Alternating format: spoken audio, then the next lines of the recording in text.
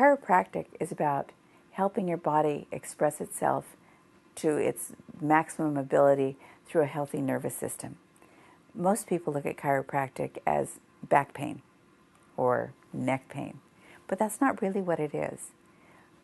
When your nervous system is working properly, your nerves go to every cell and every tissue in your body and tell them what to do and send them messages and give them information about where they are in space. For example, how can you touch your finger to your nose with your eyes closed without your nervous system telling your finger where your nose is? It tells us everything. It tells us, it helps us walk, it helps us talk. If there's interference between your nervous system, your brain, and your body, things aren't going to function properly. There's 800 million nerves that go from your brain into your body to help it work as well as it's going to work, to help you feel your environment, to help you sense it, to help you respond to it. If there's interference, it's not going to respond properly. That interference may not be, oh, I have back pain. That interference could be something like a decrease in function. Every function in our body is run by the nervous system. If the nerves going to a certain organ in the body are not expressing their full flow of nerve impulses, then that organ is not going to be as healthy or as strong as it can be, and it's not going to be functioning properly. When something is out of place in the spinal bones, we call that a subluxation. What it means in medical lingo, a luxation is a dislocation, and a subluxation is like under that, less than that. When you have subluxations in your spine, there's pressure placed on the different nerves that exit from that level of your spine and go to different organs and tissues. For example, if you have a subluxation in the lowest part of your neck, it can cause problems or pain in your shoulders or your arms or your fingers. The problems could be numbness, they could be pain, they could be weakness. We have orthopedic tests that can help us determine if you're having lack of sensation or lack of strength, and we have neurological tests too, but sometimes you just know. And if we can't increase the nerve flow to those places, you're going to have problems. So an adjustment, which is putting those bones back into proper alignment, is like turning on a light switch and connecting things up again so that you have proper neurological flow to those areas and your body can heal itself. Our bodies are amazing self-healing organisms. I mean, otherwise we would all have died by the time we were 2 years old from the falls, from sticking weird things in our mouths, but we don't because we can self-regulate. But when bones get stuck out of place, when muscles spasm for whatever reason and hold the bones in improper position, it decreases the nerve flow to whatever those target tissues or organs are. When we have accidents, injuries, falls, you may not see it, you may not be bleeding there, but if the bones are out of place, they're putting pressure on those delicate structures and they are impeding the flow of nerve impulses to where they're supposed to be going. And when that happens, your body isn't working right. People usually associate chiropractic with back pain, and that is appropriate.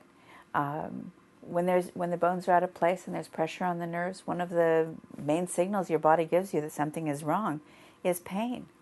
So when people have back pain, chiropractic is a wonderful gift or tool for them to use to help align everything, to take the pain away, to help restore balance in your body, and to help everything work better. The pain can be headaches. Headaches is also a chiropractic problem. Neck pain. It can even be extremity pain. Like many people think of carpal tunnel. Well, they think of their wrist. They don't think of their neck. But the nerves that go to your wrist go through your neck first. It's like if you had a lamp and the bulb started to flicker. Well, it could be the bulb, but it could be there was a fray in the cord. So we have to make sure the nerve is functioning properly all the way through, and that starts with the neck. There's many chiropractic techniques that are different, but they all achieve the same end, which is getting your spinal bones aligned and helping your nerve flow to function freely. One thing, I've studied many chiropractic techniques. I've studied energetic techniques. There's a technique called network chiropractic that's very energetic. I've studied diversified technique, which is the very physical one that people usually think about when they think about a chiropractor. They think about getting their back cracked, right? They want to hear that pop. That's what we call manual manipulation. I put a patient on the table and I put them into a position of disadvantage as far as leverage goes and put myself into a position of advantage, and then I mechanically move the bones in the direction they need to go. But some people don't like that. And so I've also studied extensively in non-force adjusting techniques. Of course, they're not completely non-force, but that's what we call them, low-force techniques. I've adjusted babies as young as 1 week old. Now, you know I'm not going to be taking their head and twisting it around. That's what the obstetrician does when they're born.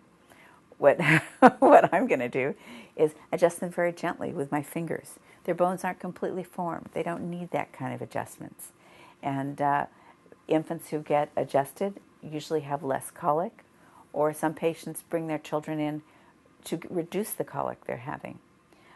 It also helps start them out in a good way as far as being able to handle the new environment they're in.